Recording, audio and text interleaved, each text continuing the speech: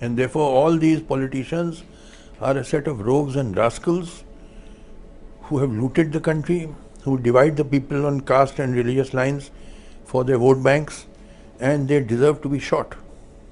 Can we say it is the BJP who leads the present government? BJP divides people on religious lines, other parties divide people on caste lines. I make no difference. All the politicians, they are rogues and scoundrels. I mean, it's so sad. Such a great country is in the hands of gundas. These are nothing but gundas, criminals. And they all deserve to be hanged. All our politicians. This country is heading for a revolution. Just imagine, prices are shooting up the roof. 200 rupees a kilo dal. What is the price of onions? What is the price of mustard oil? Unemployment is increasing. Massive unemployment in the country. The crisis, it is all heading towards a crisis. When there will be a revolution in this country. So you mean you see no hope presently? I see hope. A revolution is my hope. You see, there can be one building which can be repaired or renovated. There can be another building which is so dilapidated that you have to, it requires demolition and fresh construction. So, there is no construction without destruction. You have to destroy this system. It is outdated. Our constitution has exhausted itself. All our institutions have collapsed. Do we have a parliament? The whole monsoon session was washed out. Shouting, screaming, there was no business transacted. I am sure that is going to happen in the winter session and thereafter in the budget session. Parliament is finished. It will never work now. Whoever is in opposition will not allow the parliament to function. When BJP was in opposition, they did not allow parliament to function. Now, Congress and others, I know, they will not allow it to. Parliament is finished. Judiciary, it takes 25-30 years to decide a case finally. Is this a judiciary or a joke? And half of the judiciary has become corrupt. I know, I was part of the system. Bureaucracy is largely corrupt. Everything has collapsed in this country. Now then, it is all a empty shell, hollow.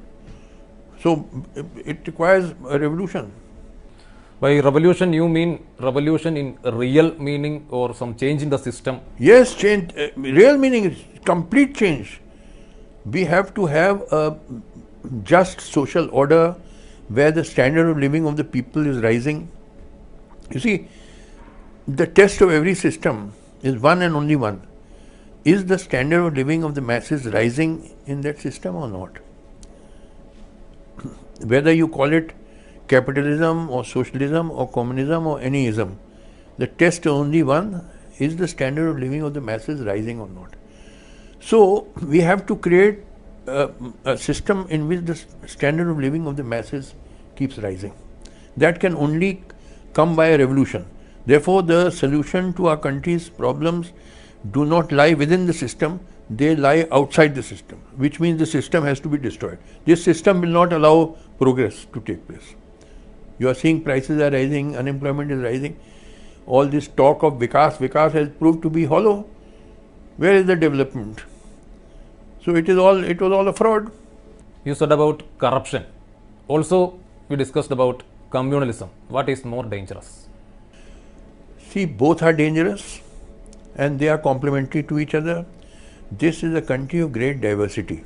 So many religions, so many castes, so many languages, so many ethnic groups. So the only way to keep united and progress is secularism and giving equal respect to everybody. So communalism is an enemy of this nation. All those who are communal are traitors to this nation, enemies. And similarly, casteism is also an enemy to the nation. Corruption is also an enemy to the nation. At every level there is corruption in this country. So very tough measures have to be taken, which is not possible within the system. It is when some kind of, like in the French Revolution, when it came, then they guillotined all these aristocrats. They cut off their necks. You have to do the same, because these fellows, these politicians are incorrigible. They cannot be reformed. They have to be shot or hanged.